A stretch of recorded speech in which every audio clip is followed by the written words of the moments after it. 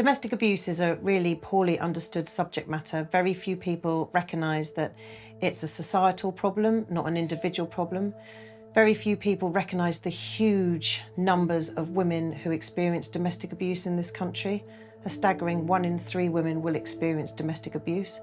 And very few people are able to recognise domestic abuse and understand it. It's often misunderstood and excused by many myths. Myths, for example, that it's her fault, he wouldn't perpetrate the violence or the abuse if she didn't do it, if she didn't make him, if she didn't do something that made him behave in that way.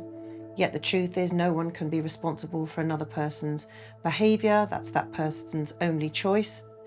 Other myths include excusing abuse because he may be drunk, saying he only does it because he's been drinking. And yet the truth is domestic abuse is perpetrated irrespective of whether somebody has drunk alcohol or not.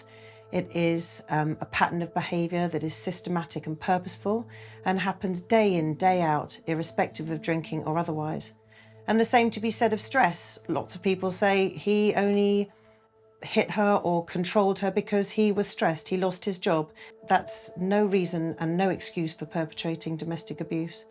And many people also say it only happens to women who live maybe in council estates, who come from different social backgrounds, and yet that's not true. Every woman is at risk of experiencing domestic abuse, no matter what your age, how much money you have, your religion, your culture, your job, anything. You're simply at risk because you are a woman.